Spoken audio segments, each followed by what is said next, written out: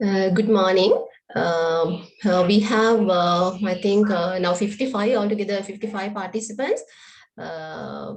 So we can start today our first session. Before to start the lecture, I have small messages. I have small messages to give you. I'm Virachi Vaidyasekara, your course coordinator. I like to give my contact number. So then if you have any difficulty, any issue, anything, you can contact me. My contact number, note 716 853 550. I'm Viraji. My contact number is note 716 853 550. So for any issue, anything, any matter, you can contact me, or otherwise you can send a WhatsApp message, or you can send a normal text message. Today you have your first lecture, International Trade and Basics of Shipping, from now 9:14. So Professor Lalit will start around 9:15. So till 10:45 you have this lecture. After that, from 11 o'clock, customs procedures will be started. Mr. Sudhata Silva will do that session. So it's you have that lecture till 12:30 today. And next day, next Sunday, it is 20th.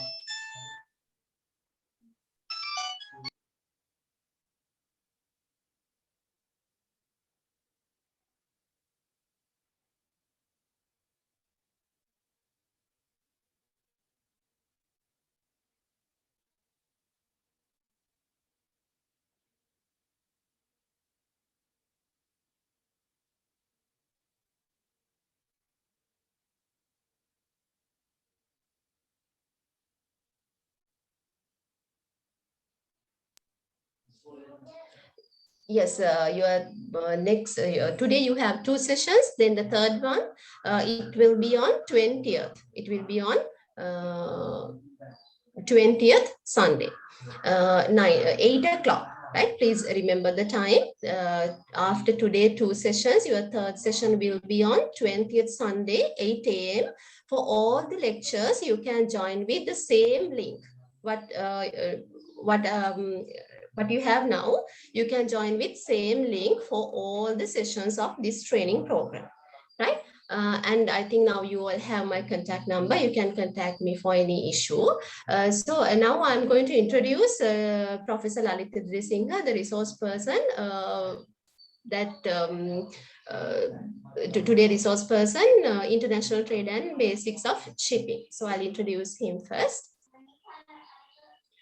Professor Lalit Singha commenced his career in 1981 as a cadet officer in Merchant Navy. Professor Singha holds a PhD in Transportation Planning and Logistics Management. He is a chartered logistician and chartered marketer. He counts 40 years work experience in the corporate sector, including Ceylon Shipping Corporation and the Board of Investment of Sri Lanka. He's a consultant expert in transport and logistics appointed by the ESCAP of the United Nations.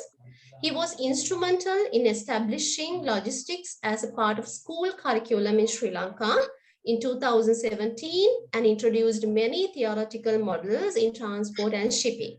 He is the author of the first textbook in Sinhala on logistics that introduced a Sinhala term for logistics, namely Karyopaya, and the first textbook in Sinhala on shipping. So he's your resource person today, Professor Lalit Singha. Sir, over to you now. Thank you, and welcome all for the session, new program. And one small announcement to give, because since today is the first day, we have been waiting until 50 participants comes, but this will not be the case in future. We'll start on time, and please ensure that you are coming on time, because it's a very limited time period you have. So it's always best to get the maximum out of that time, including the resource person's time actually. Welcome, and hope you had good time yesterday and starting a new day today. And we'll start today's session. Since it has taken some time, it might extend beyond the time that we were hoping to do, but it will be the case for today only, since we have been waiting some time. And I hope you all hear me well. Viraji?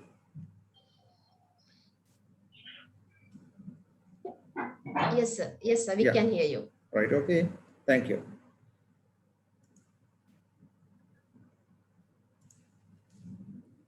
So moving forward, so considering today's session, the topic, first we should know what is international trade. It's actually a simple thing from the, especially for these participants, because you all are from the industry, although you know the different levels of experience, but still you all are in the same field. So it is a kind of economic transaction that are made between countries. It's very simple as that, trading between countries. So it obviously becomes international. If you are selling something locally, it's a domestic sale. But when you do a transaction with an international party or some other party, foreign country, it becomes an international trade, very simple. And it can be consumer goods like a television set or clothing, and it can be a capital goods like a machinery or raw materials and food or something, or even the services, the travel services or whatever. So this is how an artistic view presented by someone else about international trade and investment. It's basically very easy to understand things when you have a picture. So this explains you know, more than 1,000 words.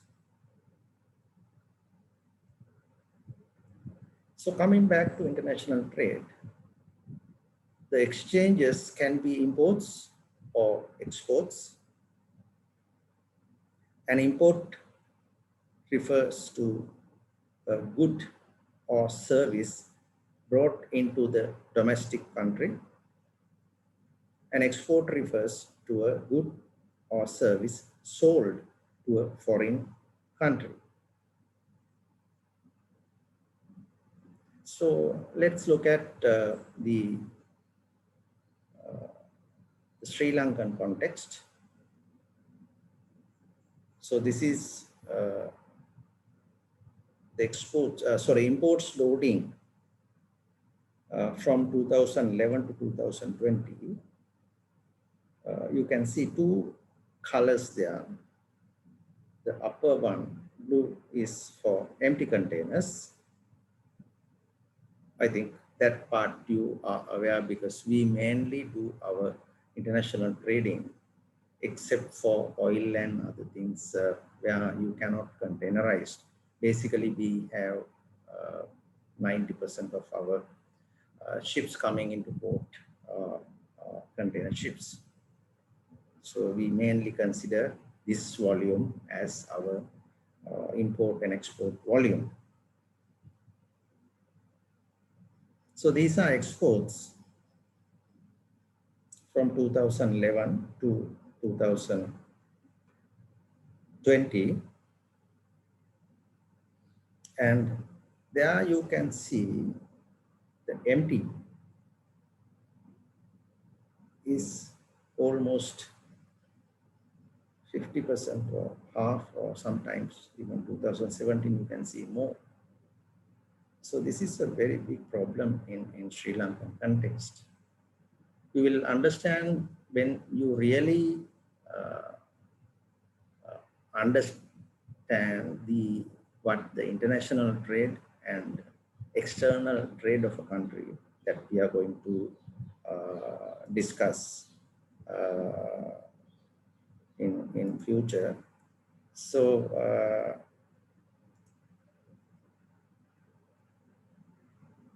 it's basically to a shipping line. When you have a lot of empty containers to re-export or rather reposition, so it obviously adds a value, a cost to the shipping line, which they are then are constrained or pressurized to increase or rather recover that cost from the consumer. So we'll talk that later, depending on the time that we have, because we need to discuss this in detail, and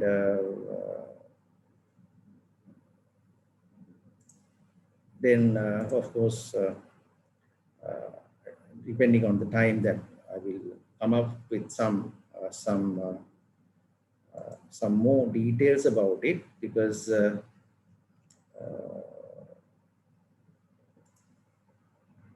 just a second, there are some people waiting outside, and I will allow them to come.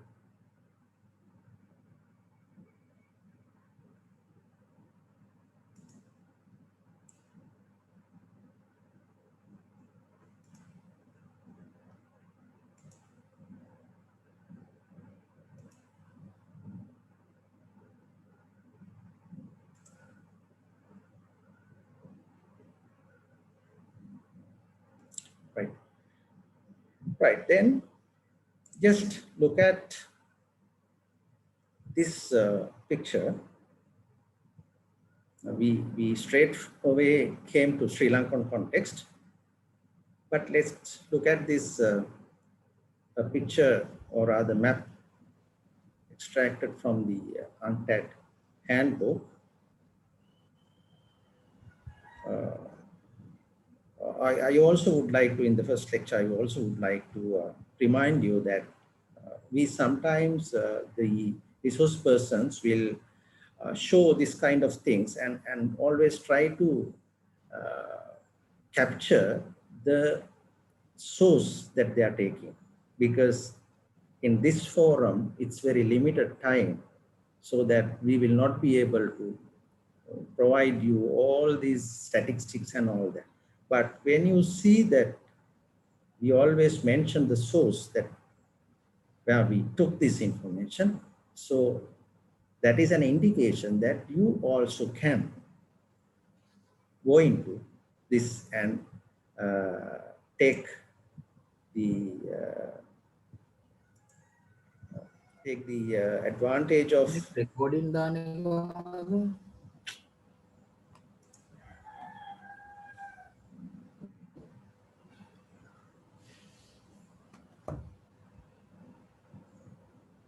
So this is another one.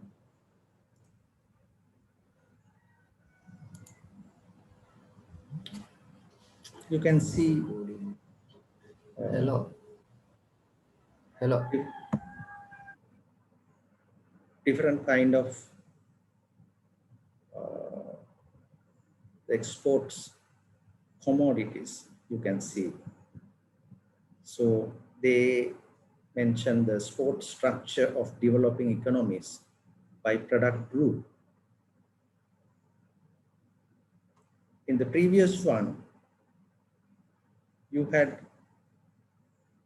in this color, you had all food items, then agriculture, raw materials, then the fuels, the manufactured goods, all this area, and ores, metals,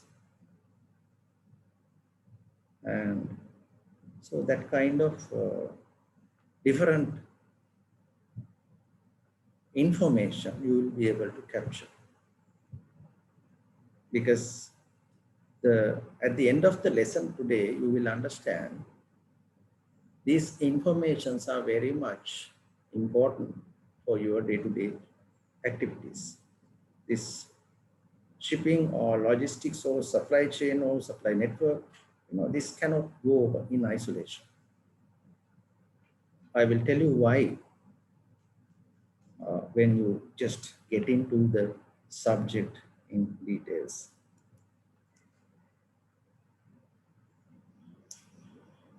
Now just look at the fact sheet 2 of UNCTAD handbook, and you can see the trade structure by participating countries.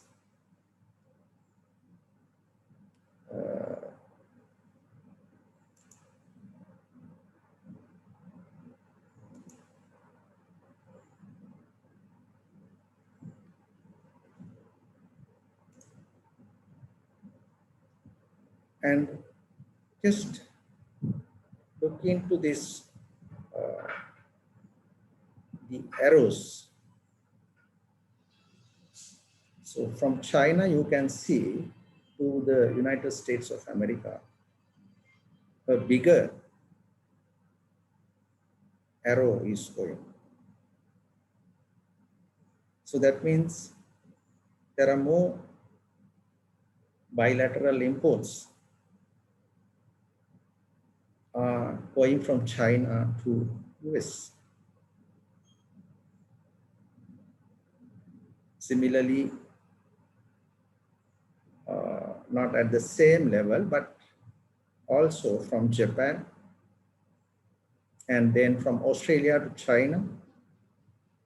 So these informations are very important for you to understand where the cargo is generated and where they are going.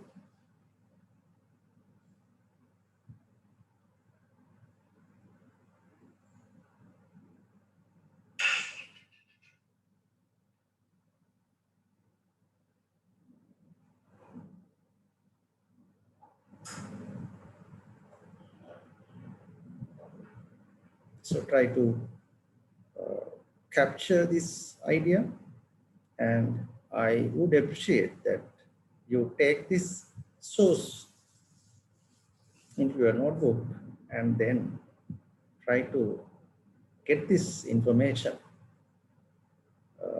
from the internet, where these are freely available from UNCTAD, and you can get updated information. 2021, you may be able to capture some new information.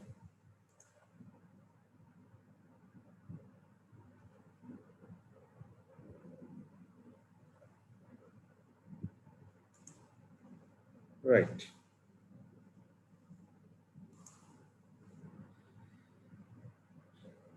And why we are studying this trading? Because the trade creates the demand for transport.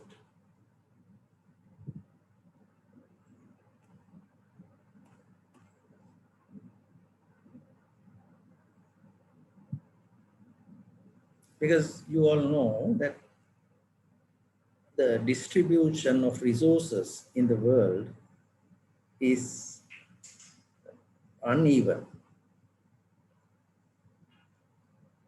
It is not evenly distributed between all the countries in the world. It is uneven.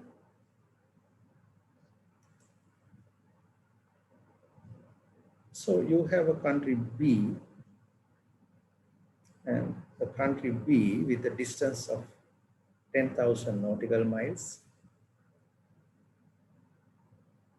and the people in country A needs or wants what country B produces. Why I say needs or wants, I hope you basically understand the difference between the needs or wants,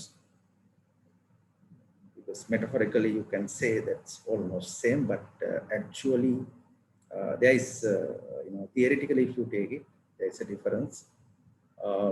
In a simple example, what I usually understand it, how I understand it is, if you just want to drink something for thirsty, maybe water or something, then it is a need.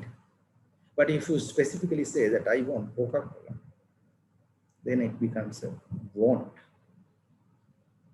So these two things are there. Some certain things that there are other options available, but you still need a specific thing. So even the country A has some sort of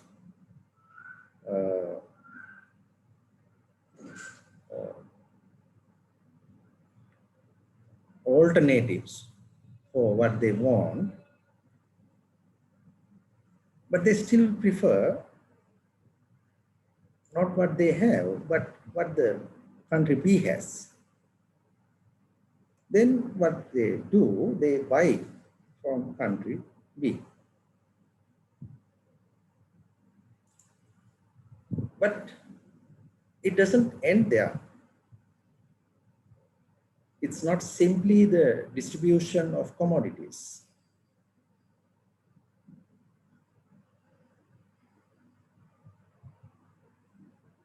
Then what is it? Something more than that.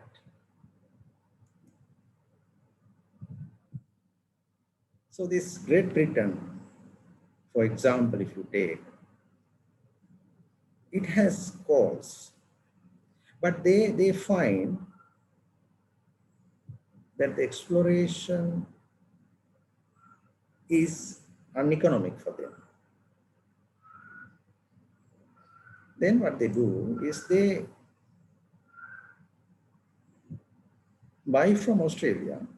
So Australia will take a ship and travel 10,000 nautical miles just to give or just to deliver their call to the people in Great Britain. So you can see it is not simply the distribution of commodities. It's something more to that. That is why it is important that you need to understand the international trading when you do or when you have the involvement with transport.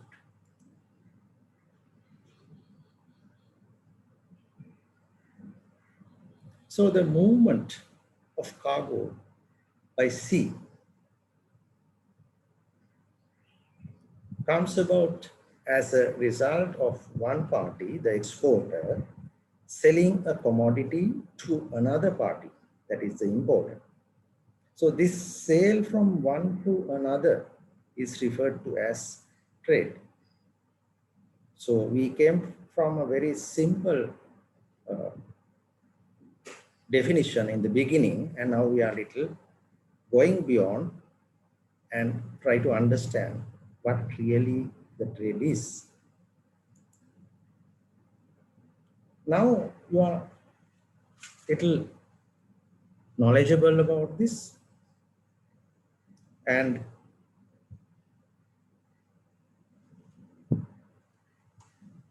can understand better with the knowledge that you have. So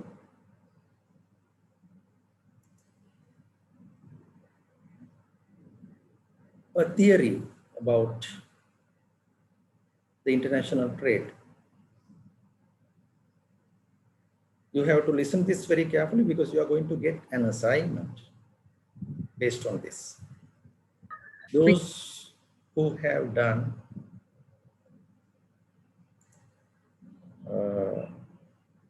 commerce, I think you'll understand it easily.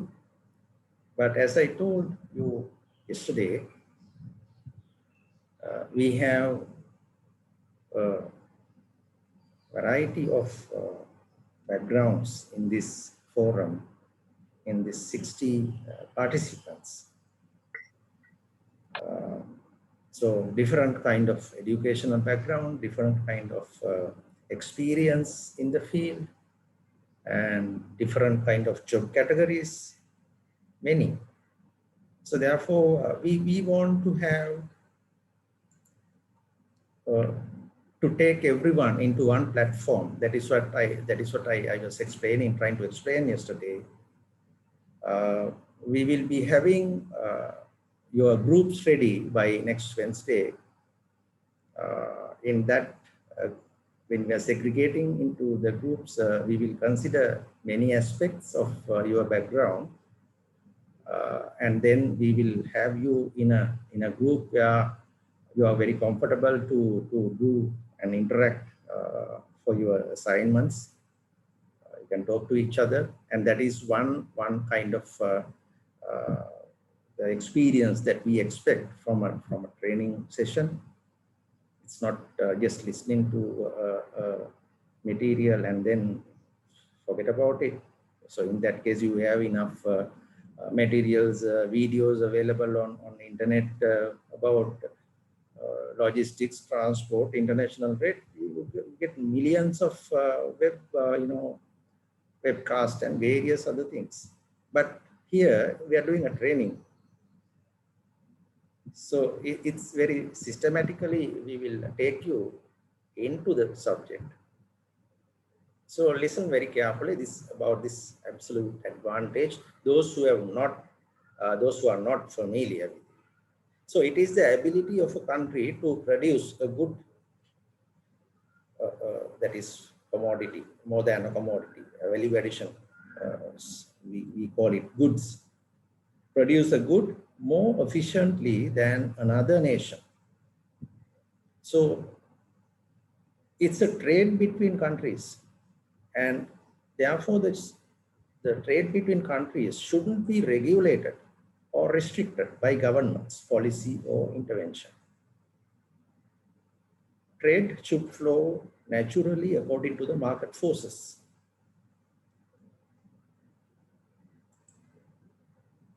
So I'm not going to explain who brought this idea first, because that is the assignment that you are going to get. Then we have emerged to another thought of realities, or rather theories. It says comparative advantage. It occurs when a country cannot produce a product more efficiently than the other country. However, it can produce that product better and more efficiently than it does other goods. So this may be, those who are not very familiar, may be little complicated to them. So that's why we are giving you as an assignment, so that you will understand it better, because this is important factor. So in this kind of trainings, what we can do is we are giving you certain points where they are very important to your career, your future developments. So when we give that point, so it is, we expect you to study more and get more knowledge, because a limited time of just 1.5 hours is not good enough to teach you everything about basics in shipping and international trade. But we can show you what are the important areas, so that it's your interest that really help you to gain more knowledge and be competent. Right, then what is the economist expression about this? So economists will see that absolute advantage as one country has exportable quantities, but other country has none. So take for example, banana, coffee, it cannot produce in Northern Europe, but they are in abundance in the West Indies and Brazil.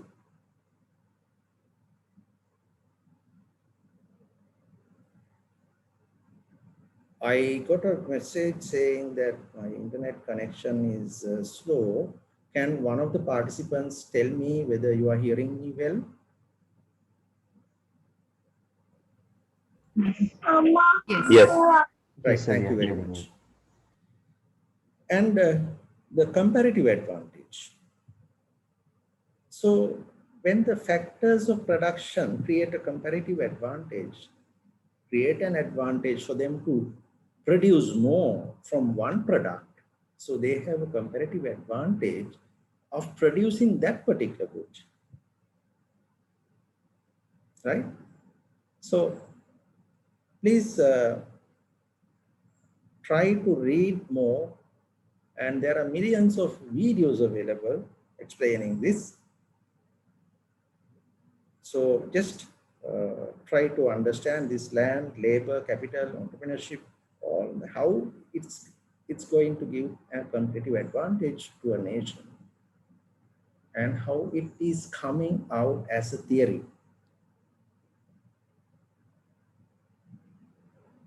So this is the individual assignment I told you.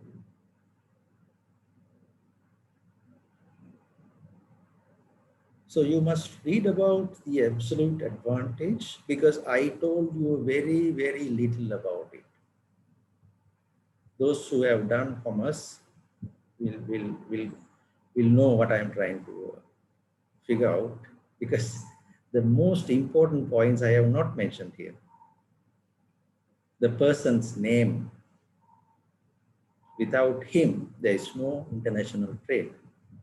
Without that particular person, and without that particular person's book written in early days.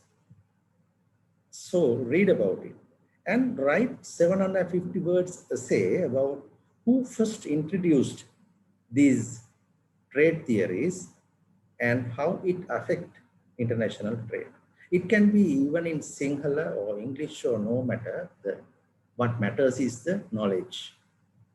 So we don't care. We are not bloody Suddhas. We are all Sinhala people. We talk Sinhala. But we use this language for our own benefit and our own advantage, because we are in a field that is international. We are, even the person who joined 1 month ago, I saw there were few of you just 1 month old in this organization, and they are totally new also.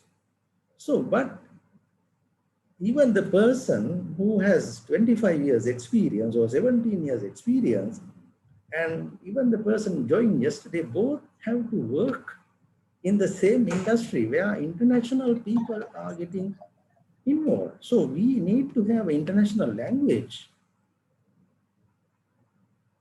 So that is why we use this English knowledge, the English, the language. But for knowledge, it doesn't matter if you have the knowledge in Sinhala, why not? There is no difference between Sinhala knowledge and English knowledge. Knowledge is knowledge. So we don't care. But your exams, final exams, you can write in Sinhala, right? Because we need that competence as part of your life. So those who joined recently, if you have your any problem in your language, please ensure that you are getting into that. So you must be wondering why I am telling these things in the today's topic. Today's topic is nothing to do with English, but don't think that. I told you we are using the KSAM model of the Sri Lanka qualification framework when we are doing the training. Right? Attitude, mindset, these are important. having a person with PhD or whatever, if he has no common sense or no understanding about the reality, then what is the meaning of it? So doesn't matter. Try to understand, and in case if anyone needs a help, please contact the program coordinator, and we will help you. Don't think that this so we have got we are working with experience, right? Big companies, I don't want to mention the name. They came, and the first day they have gone back to their supervisors and told, one party. Other party, so see the difference. That's why I mentioned yesterday, we have to work when we are training, doing corporate training, there will be different kind of backgrounds of people. So you need to accommodate, everyone's, it is for the benefit of everyone. If you know something, if the other person doesn't know, let him also learn. So if just thinking that, everyone knows, and then there's nothing to teach, no. And in fact, this type of programs, teaching is very, very little. We are only facilitating. We can show you these are the sources where you can get information. This is how you should think, right? So if anyone needs a help, please contact the program coordinator, and we will even share some reading materials. We have reading materials on this, if you can't find, but I don't think, because if you go to Google and, type these two words, international trading, I mean, you can't finish reading, right? But if you have a problem, please call us. But however, make sure that you do this exercise, because otherwise you will not gain the knowledge that I was mentioning yesterday. Because for the certificate, for you to get this certificate, you have to earn it. We don't just give it. Right, now we have been talking about the international trade, and we have come to the 50th minute of the session, but we will just leave out 10 minutes away because we started late. So we have completed 40 minutes already. Then, this is just a recapturing of what we discussed so far, because, putting so many things into your head is not going to do anything. And you know that, there will be people who has MBA, they will understand it better, and sometimes they must be feeling boring by now. That must be the thinking.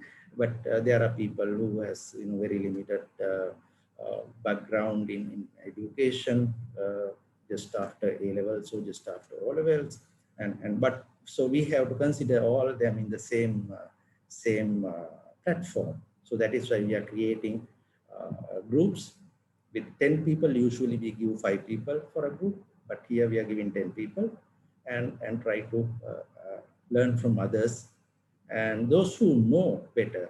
So this is a good chance for you to teach the other people. So when you are teaching, of course, you are sharpening your knowledge, because if you want to teach, you have to definitely go back and refresh your mind. Then you will understand that there are so many things have emerged after you studied it some time back.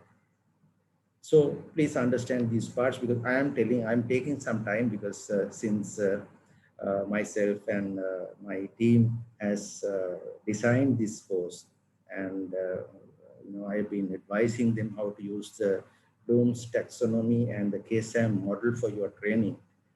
So I have a responsibility to guide you to some extent here, because I have already guided my team, those who are coming for lectures, how they should present their materials to you all.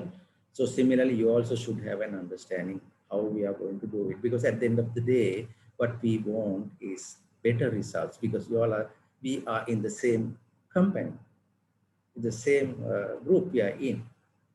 So, if we can't give the best to you means that we, the same family, what is it?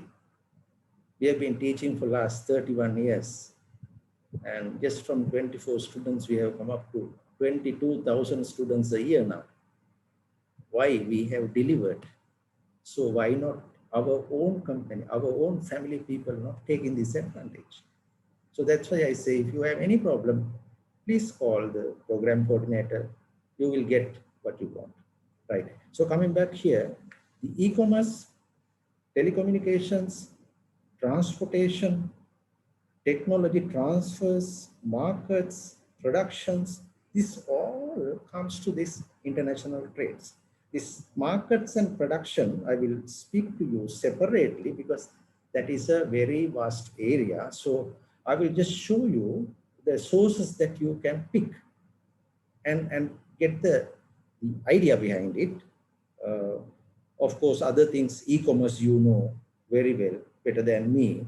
We are old people, and then I knew that people can go to moon when my age was 8. But you people were born in this world after the people have gone to moon, and after 20, 30 years, right? So your people must be knowing better than me about e-commerce. Telecommunication better than me. Of course, transportation, I know little. Technology transfer, I know little. But I will try to explain these markets and production in the international trade. Right. Now you have a basic understanding about the international trade. I have not yet discussed why we are discussing about international trade, because you people are working for shipping lines. So why not teaching shipping? Straightforward. And why we started with international trade, that I will slowly coming to you, because you will understand that there is no shipping without international trade. So the theory of that I will explain you later when you understand what international trade is. Otherwise, you will not get the point to the best. So the increasing proportion of business activity go beyond national borders. So when the proportion of the business activities, maybe of an organization or a country altogether, when it is going beyond the national borders, we call it international trade. And later it became something called globalization. Now I've been telling my undergraduates, whenever I teach them globalization, it's very difficult to give a question under globalization, because whatever you write, it is applicable, it is relevant. So globalization is something like that. You cannot deviate from globalization. Whatever you say, it is some relevance to the globalization in today's context. So thus, globalization has created the need for institutions to help manage, regulate, and police the global business system, maybe via multilateral treaties. So some organizations is mentioned here, that is what we call global economic institutions. One is the International Monetary Fund, the other one is IBRD, and the other one is the GATT and WTO. So within the time limits that we have, I'm not going to discuss all this, but I will discuss the key point here, that is the World Trade Organization, that is WTO. So this IMF and World Bank, I advise you to go to their websites and try to understand what it is. Because you people are young people, you need knowledge to continue in the very competitive environment, unlike our days. So, and in our days, the problem was, it was very difficult to find information. But now, whatever you want, just Google, just within less than a second, you get all what you want. What is required is that you need to know the scope of the reference. Now it has become that difficult now. That is why we are guiding you the areas that you should refer, the scope.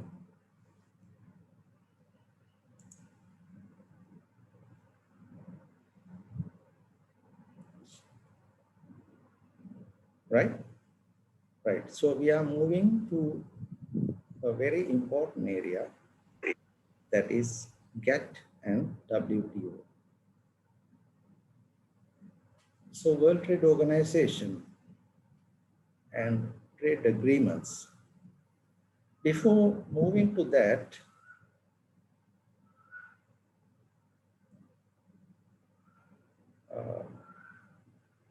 again, there is a note coming. My internet connection is slow. Please text if you have any problem so that I can attend to that. Otherwise, I will continue. So the GATT is, those are the major principles that underpin the international trade law that were originally developed through the GATT. So it was beginning 1947. So if you really take an interest and go to the WTO website and read the history, you will be amazed, because there are certain things are very simple things. The mechanism or the concept of WTO is like a family matter. So since I'm telling you, just take some time and read the history of WTO. Why, how after the Second World War, why the people, the countries wanted to have a forum like this, that is mainly to stop war. They realized when people are depending on other people, they avoid war. So it's happening at your family circles, don't you? In the village, doesn't it happen? You are with your neighbors, doesn't it happen? Sometimes you don't like people, but still, if you are getting some benefit from them, or rather if you are depending on certain things, then you still tolerate. So that is the mechanism. Just read and see. These are simple things. And when you understand the simple concept of these things, you will take your knowledge to highest level. So since then, the GATT has evolved. I will explain what this GATT stands for later. Just take it as a name. So since then, the GATT has evolved to form a highly complex set of rules. Now, when certain things, when it starts, it is very simple, but when over the years, when it is transformed to different stages, it becomes complex. Now it has become complex. Many of these rules have been further developed in specific agreements relating to trade in goods. So the GATT is the General Agreement on Tariffs and Trade. So from 1947 up to 1994, it continued like this, and then it changed to another era, that is the WTO era. So, but before that, you need to understand what GATT is, because everything that was in the GATT is still in the WTO. So entering into reciprocal and mutually advantageous agreements directed to the substantial reduction of tariffs and other barriers to trade, and to the elimination of discriminatory treatment in international commerce. So see the couple of words, the key words here. Those are the things that we practice in very simple social practices. Reciprocal and mutually advantageous agreements. So when you have something like that, you are not going to go and fight with them. If it is reciprocal and mutually advantageous, who the fool is going to fight with them? Then automatically it will help to stop war. That is where it began. And then it will be directed to the substantial reduction of tariffs.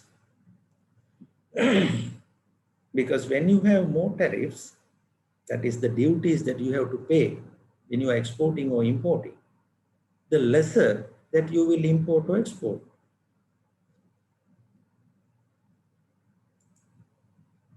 And when you have more barriers to trade, the lesser you will do trading.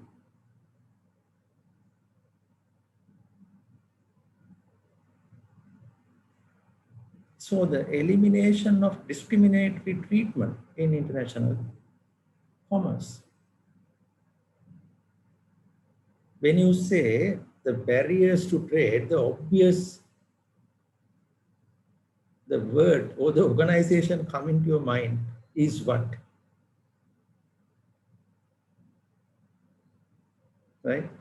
Is what? You're facing many problems with them every day, those who are in the WOF section. So you will have a fantastic lecture today from Sudatta sir. It's a very nice, very capable lecturer from customs. He's a lawyer as well. And one of the person that I really admire, because the contribution he has done to Sri Lanka customs is amazing, and in very different fields. And you know, some people, they always try to undermine customs. I know there are some people like that, but the majority of people, the educated people in customs are that. So we should not take everyone the same level. So you will realize that how knowledgeable these people are. And if you really, I don't know whether he's going to do the revised Kyoto Convention today with you all, with the limited hours, but you know, anyone who has who has some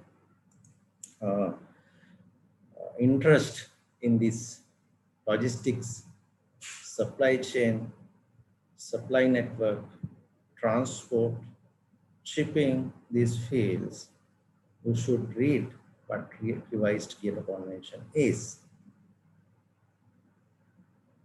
right? So I will leave it for him. It's not my area. Uh, I'm just, I want to, since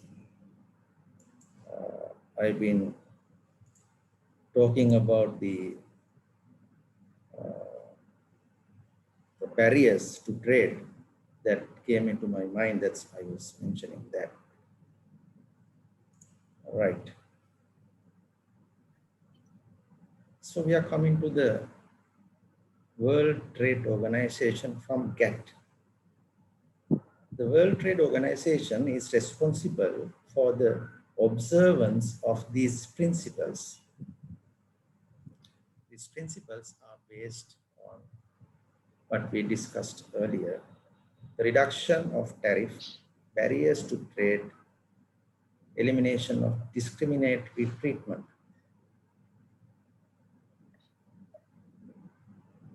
which have evolved subsequently since 1947, gradually. So the World Trade Organization deals with the global rules of trade between nations.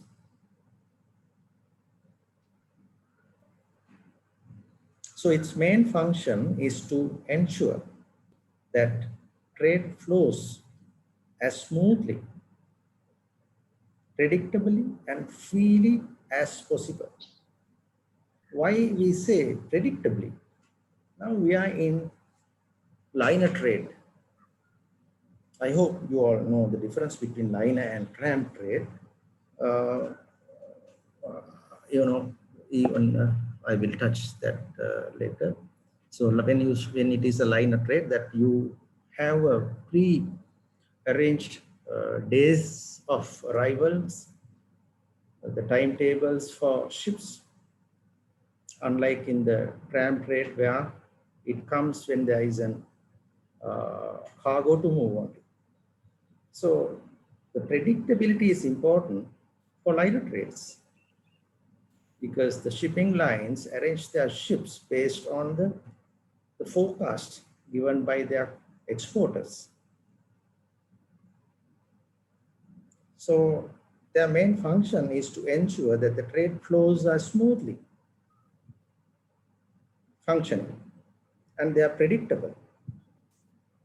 It is not possible as always, but to the maximum.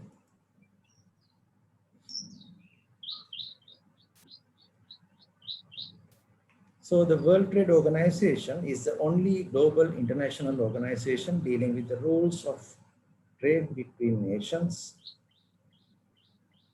At its heart are the WTO agreements negotiated and signed by the bulk of the world trading nations and ratified in their parliaments.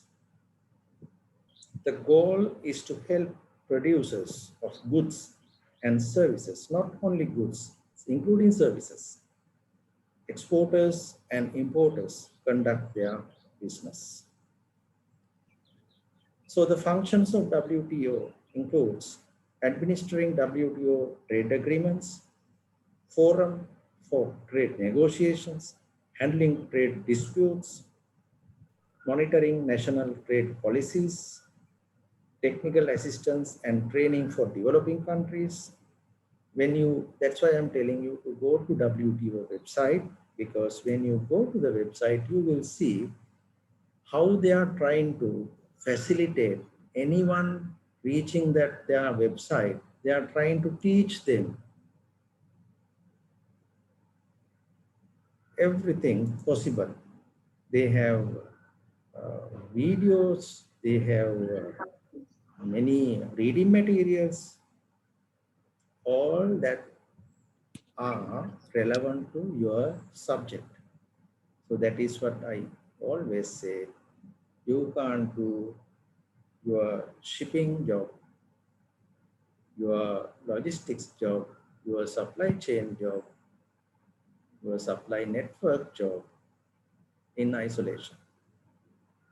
It always has the relevance with the international trade. When there is no international trade, there is no international transport required because ships that just don't run here and there, right? They need somebody to sell to another country. Until such time, the ships will have to wait unless it is a passenger ship.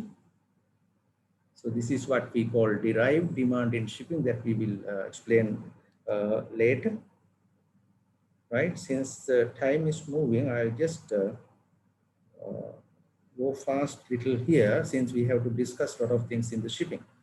So the cooperation with other international organizations, and then what governments have agreed to put into practice by going into WTO that we will just consider now. So they are committing over their trade barriers, trimming red tapes in customs and trade. That is what I said. You need to read the revised Kyoto Convention. After today's customs lecture, please read that revised Kyoto Convention. It's all relevant to your subject, right? So it says it's all about trimming the red tapes in customs and trade. Then justification for restricting imports on health, safety, and environmental grounds that are rational, not arbitrary. You can't arbitrary. No country is, if they are party to WTO, they can't just do this because the management of WTO is monitoring. They are policing this. And the disciplines on how they can react when imports increase sharply or the prices of imports tumble. Limits on harmful agricultural subsidies, access to service markets, intellectual property protection. All these are relevant to your shipping and logistics trade. So try to read it. This 1.5 hours you will definitely now would have understood it is not good enough to teach the entire thing. So I am only giving you the scope where you have to understand or read or get the knowledge from outside. So is Sri Lanka a WTO member?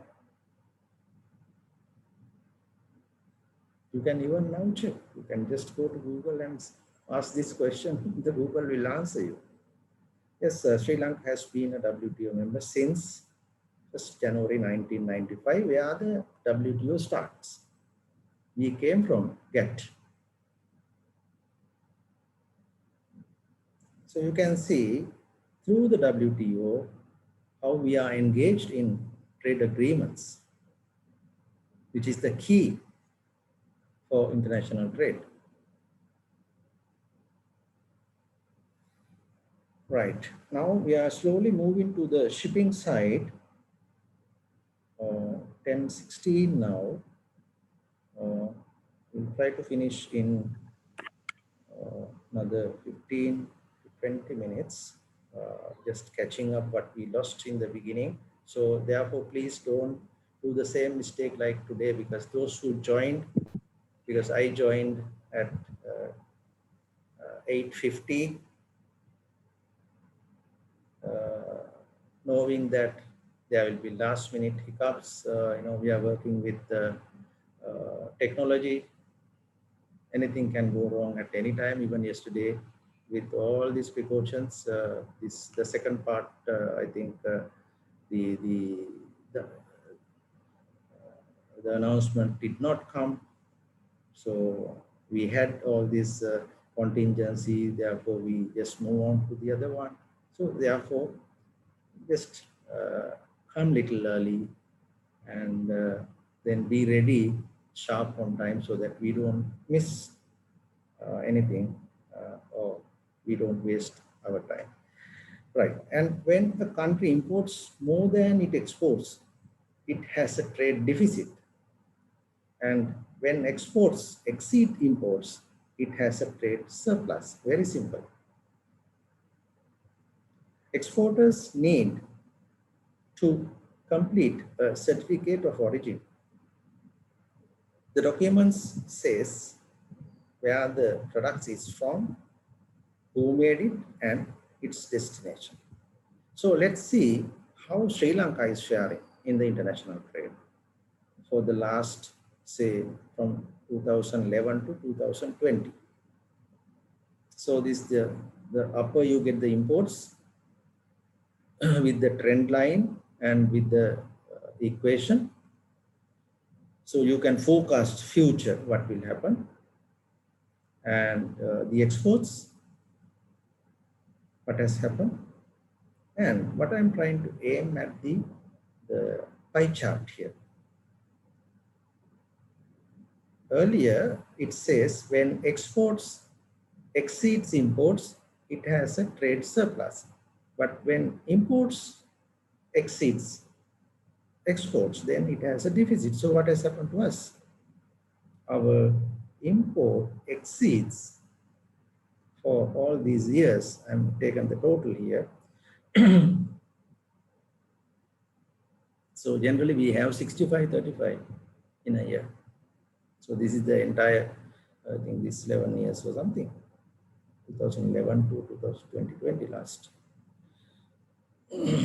Right? So this is, so likewise, when you study something, always try to relate with your own data so that it becomes information. Right. Moving forward, then with the knowledge that we already have, I just saw a nice introduction by the Cambridge University, one of the presenter. He has introduced 4 T's in international trade: transaction cost, transport cost, time cost, and tariff and non-tariff cost. So this all contributes to the international trade.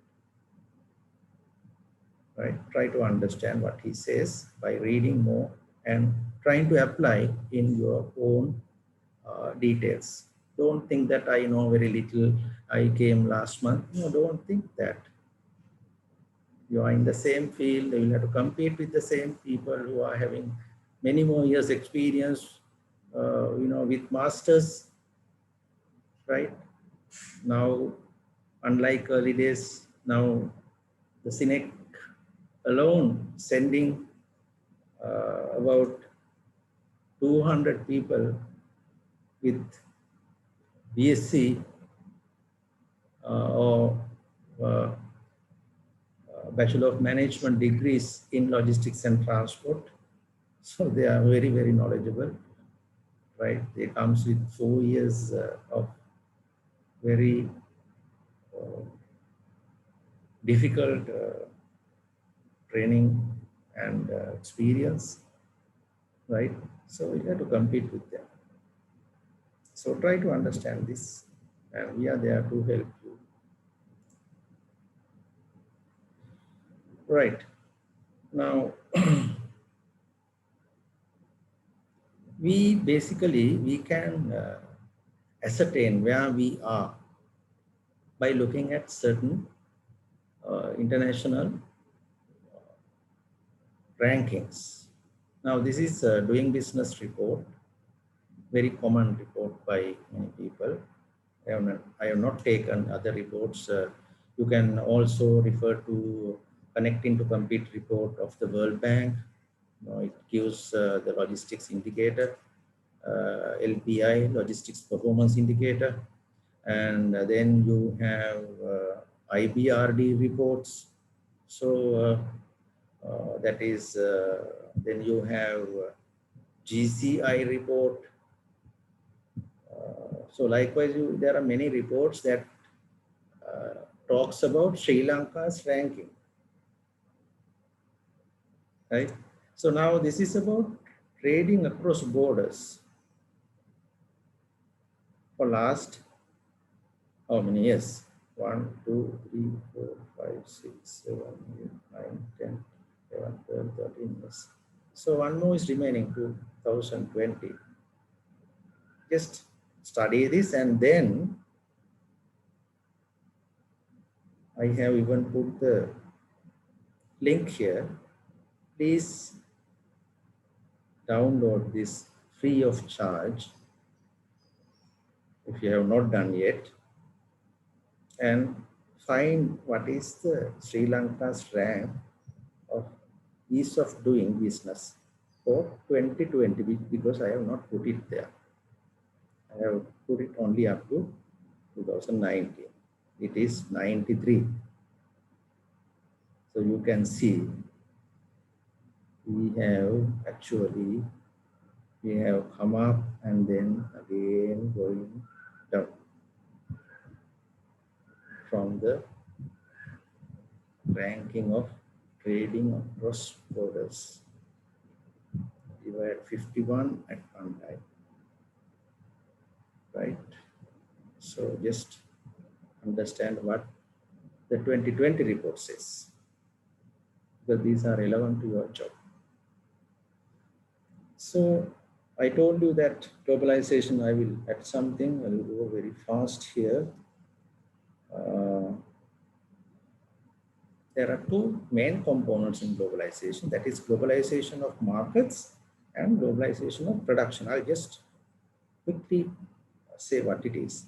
The globalizing the market is that you merge separate international or separate national markets into global marketplace. We call it the global village. So that is the integration of product markets, capital markets, like Coca-Cola, Levi's jeans. Because what you do is the taste and preferences, so you converge into global norms. So the firms offer standardized product worldwide, creating a world market. Sometimes you keep the key differences remain between national markets, and so the consumer taste and preferences differ, so that sometimes you do product adaptation. KFC biryani, when it came to Sri Lanka and India, globalization and product adaptation. So range of problems are wide and more complex. So government's intervention in trade and investment creates problem when to these type of things. And the international investment is affected by different currencies also. When you have currency deviations. Similarly, you have globalization of production. Earlier, it was globalization of markets. Now, globalizing the production. The Boeing 777 has 132,000 major components and 545 suppliers worldwide, just to one product. So the production has been globalized. So for IT, the research and development part is done at the Silicon Valley in California. Right? The components are done in Taiwan. The software is written in India. So the products has globalized. So it's very quickly about it. If you are interested, then you can just read more on that. So opportunities for regional cooperation. For your information, this is what the Maritime Transport Review says in 2016. If you refer to the last year one, you will get more new informations. So therefore, I'm not going to repeat what is it, but I'm moving to shipping now. So shipping is a derived demand of world trade that you understand now. So demand for shipping is derived from the demand of goods between countries.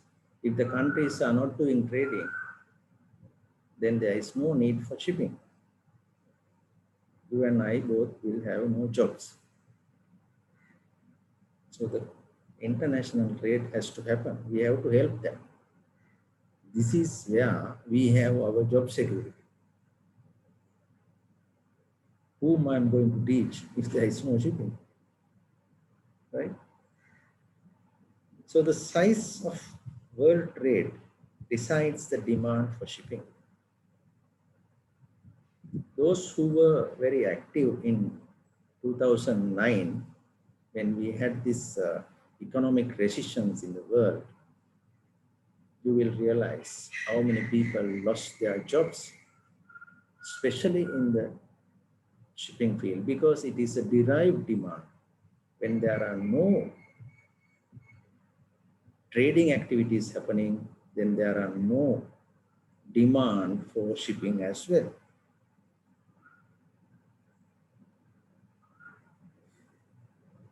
So shipping. So shipping, people say it is something indispensable to the world, because a single ship can carry enough grain to feed nearly 4 million people for a month. One ship. So you would remember that, you know, and recently this in the block in the Suez Canal, you know, our people even were panicked to, you know, pump petrols, because they know the next thing is that. Anyway, I think yesterday night it has gone up anyway, right? So another ship, enough oil to heat an entire city for a year. See the volume that it carries. So how can you say, how can you live without shipping? And others can carry the same amount of finished goods as nearly 20,000 heavy trucks on the roads, one ship. So this, the research was done by the International Maritime Organization. I'm just repeating their findings. So the cost comparison of key transport modes. Why shipping is more economical is factfully explained here. See the lowest cost for transport out of the 4 transport modes.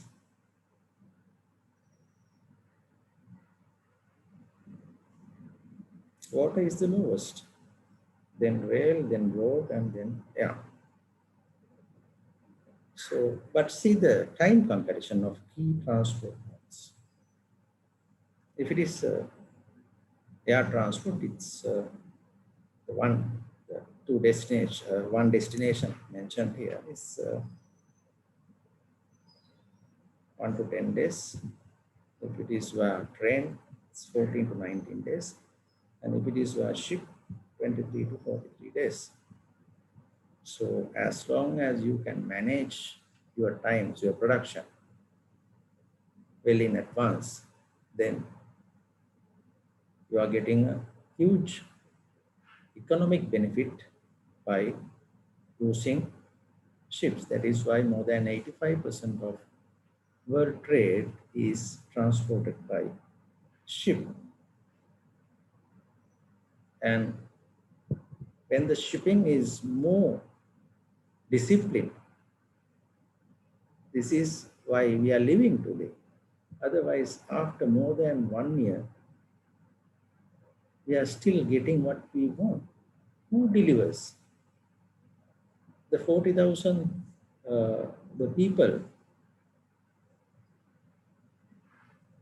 who is, controlling the ships. Almost 75,000 with other ranks.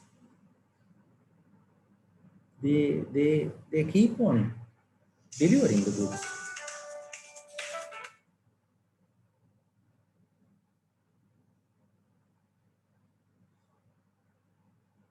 So when you are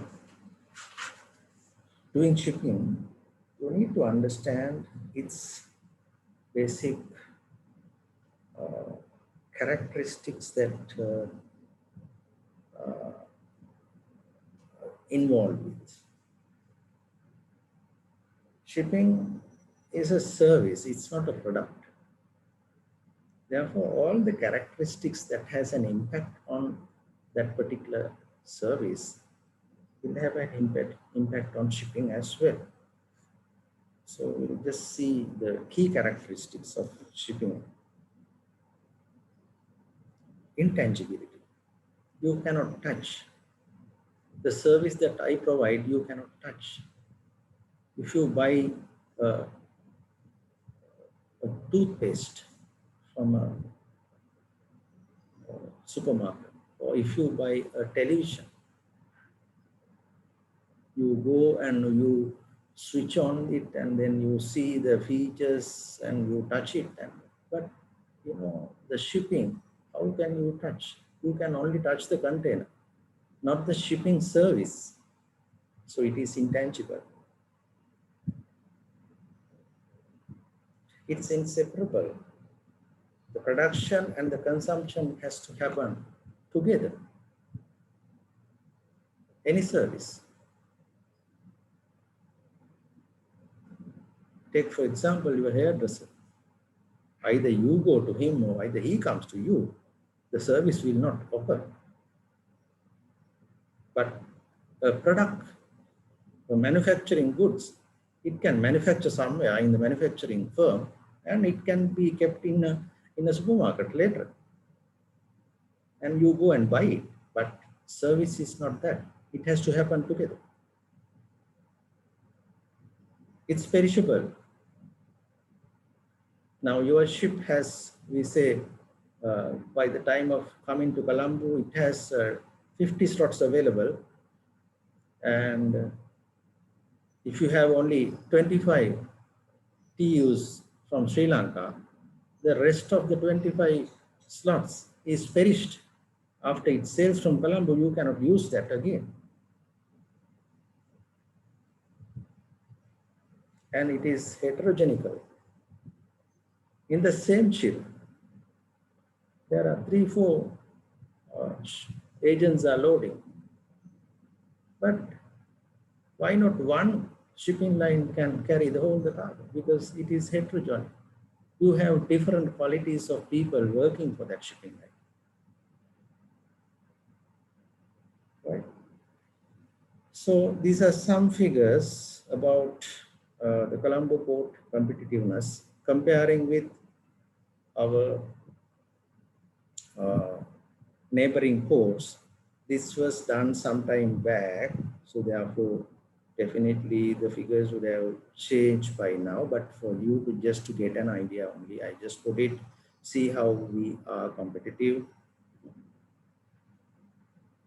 But you know, just having a proud that we have a geographic advantage, that is nothing to give any benefit in future, because all are competitive now. Unless you take the right decision at the right time, and you will lose all your advantages. So this is something that I think you would have heard this, Viraji was telling about the book. Now this is the, I think you are the first, the audience seeing a page of that book, Logistics Sinhalen. So I thought, you know, you are the best audience to see that first, because our own company, our own family. This book, well, we were supposed to launch this month. Actually, it will be launched by the Ministry of Transport on behalf of CINEC, because this is a national duty that we have done. We are trying to bring a new kind of a paradigm shift in transport by amalgamating transport and logistics together in one ministry. Because this is how we teach. We don't teach transport separately. You can't teach transport separately because you can't practice transport separately. So the logistics and transport has to go together. So we have convinced the minister that this is why for last 60 years we couldn't do anything better for this country, because we do only one part. we do only the operation part, transport. No, it cannot happen. It has to go in line with the logistics, because logistics provide the strategic part of transportation. Transport has no strategy. It is an operation only. So I was trying to say is that this calculation I did with Captain Harendra Pereira.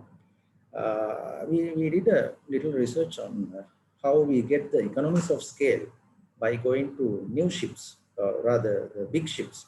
So see, this 4,000 TEU ship, a unit cost will be $421 for 1 TEU.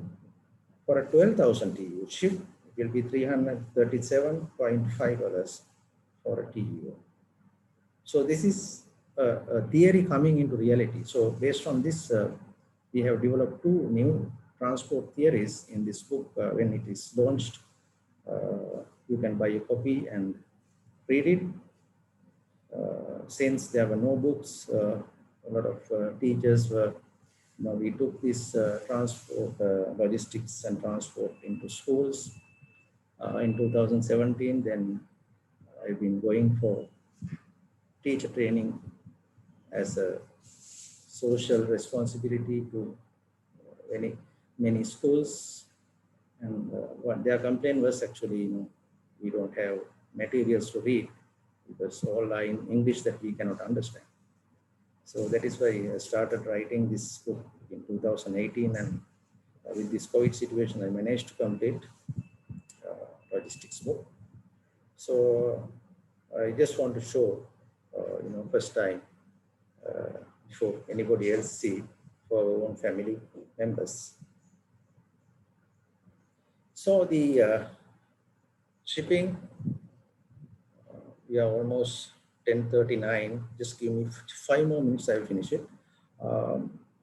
Supply of shipping is influenced by 5 main factors. That is the number of ships, the size of ships, ship speed, the sailing route, and the time spent in ports. Because the difference is that, any other product, if you want to increase the supply, you will have to produce more. But here, it's not the case.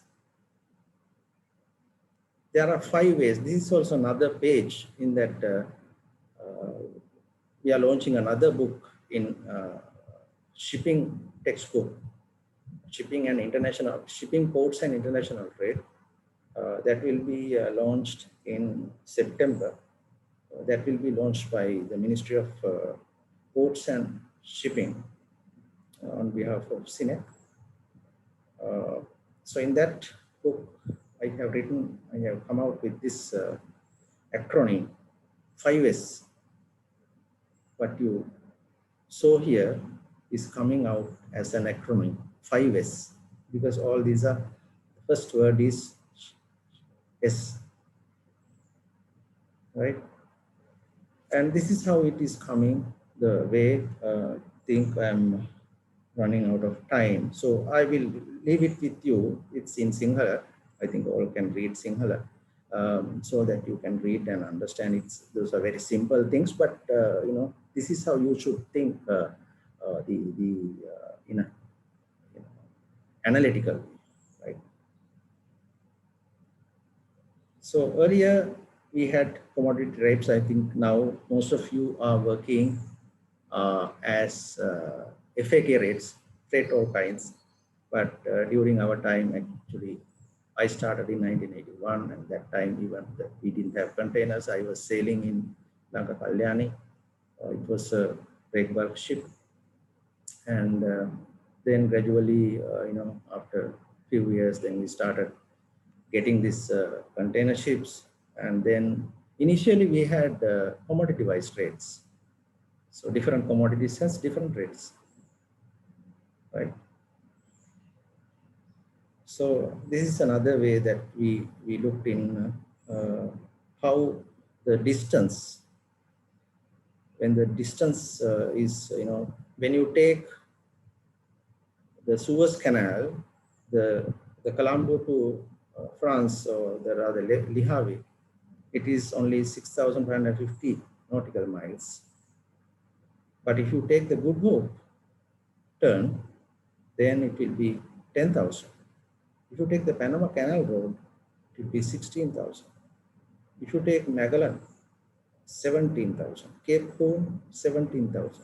So when you have to sail more time, so that will be, the shipping supply will be depressed. Because if you go faster and come back, then the ship is again available. So these things are available once we publish these two books, then I invite you all to read and get your knowledge more. So then the something called the what the traffic can bear concept came, because now we know the shipping is derived from the international trade. So if the international trade cannot bear the cost of freight, then they will not do the transaction first and foremost. So when the transaction is not happening, then there is no demand for shipping. You know, although the time is running, I will just share one example. What happened, practically what happened, that is also I have mentioned in this book. You know, those days, you know, somewhere in 1990, I'm referring, you know, our Colombo to New York freight for a 40-foot was something like $5,800, $6,000 those days for garments. So those days, as I told you, it was you know, commodity-based rates. So for garments, we had that, and we had a lot of fiber dust here. You know, we had a Roger Bixler, one of the fiber buyer in New York. He used to come to Sri Lanka and he used to travel with us, you know, to see his suppliers.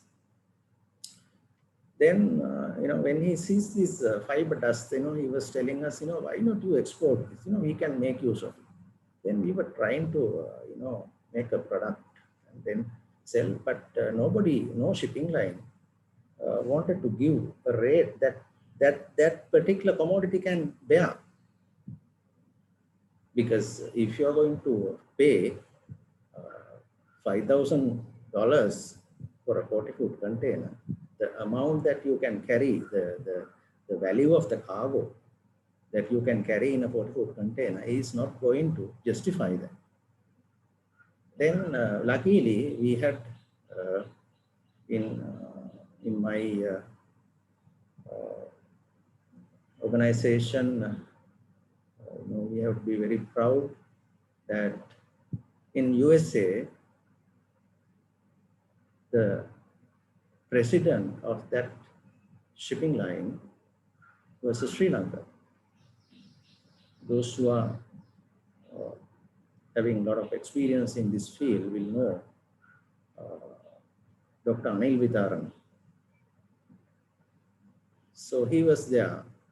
Then when I spoke to him that, sir, you know, we have a new business like this. If we generate that international trade, then our line can carry that cargo. See how the practical situation of deriving, how the shipping is becoming a derived demand. Then he was a person, one of the most respected person in my life, and he is a very factual person. Since he was there, since he's a Sri Lankan, since he wanted to have a new product, new business coming to Sri Lanka and getting Sri Lanka some foreign exchange with a great difficulty from the top management, he offered me $1,800 for a 40-foot container at that time.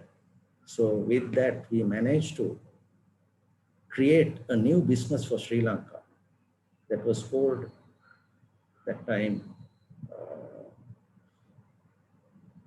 Loxton cargo. So that is one example I'm telling. So likewise, you know, if you read with that example in mind, if you read this, you will understand. So since the time is running, I will just move on. So freight all kinds, that is what we call FAK. Now, today's situation, you all work in the FAK, but we know how it was transformed, how difficult that time to get a FAK rate from the principal. And the surcharges are coming. You can read and understand very well. I will not take too much of your time now. So see the currency fluctuations happening. Then the fuel price fluctuations are happening. Route additions, if the Suez Canal increase the Suez convoy charges, then that has to add to the freight. But when you are working for a line of shipping, the freight has already been established for a particular period. Then the shipping line cannot lose. Then what he does is he adds a surcharge. Similarly, the war risks. When we had our 30 years war here in Sri Lanka, if you remember, when they attacked the airport in Katunai, all of a sudden, our insurance premium in Sri Lanka, became very, very high. Then they had to add a war risk surcharge for Colombo. And the port terminal congestions. We had some situations before these new terminals are coming in, where we lost our chances to India most of the time because of some idiots in this country who give wrong decisions to the politicians. We lost.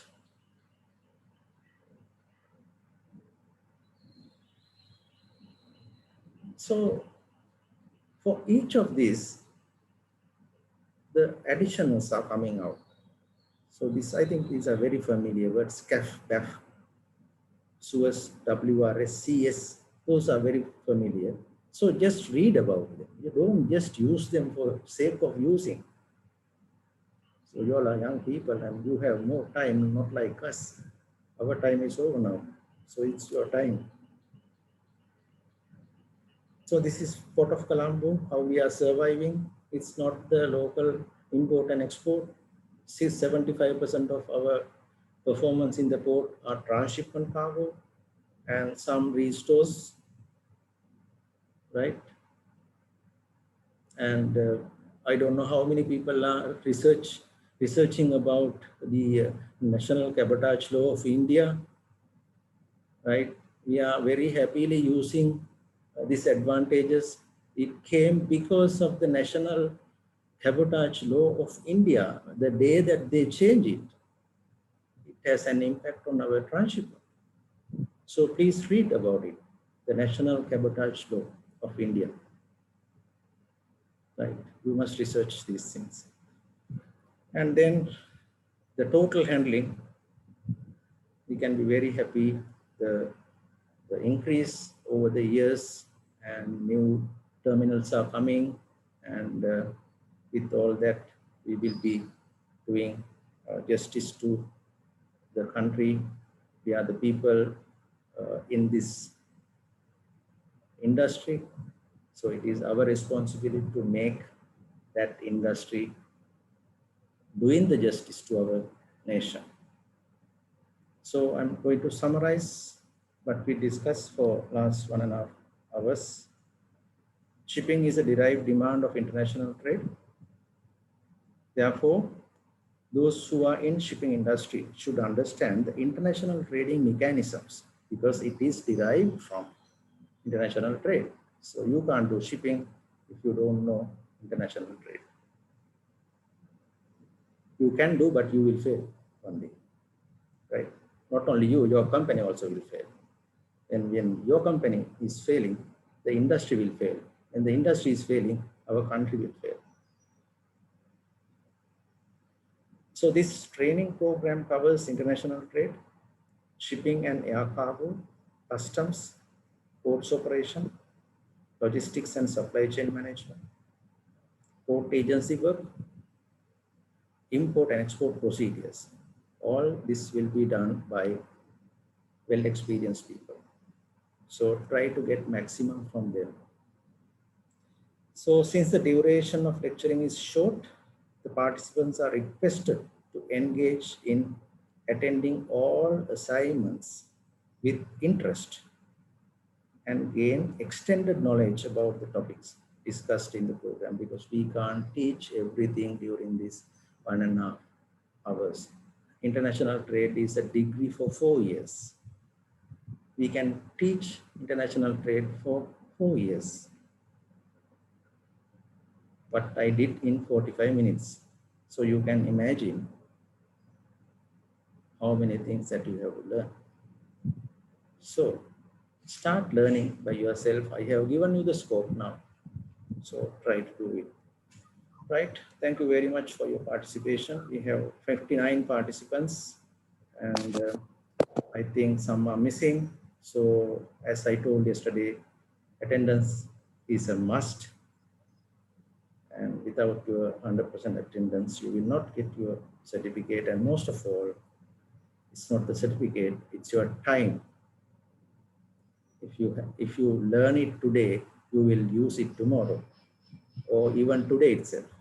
But if you don't learn it today, you will never learn it. Thank you very much.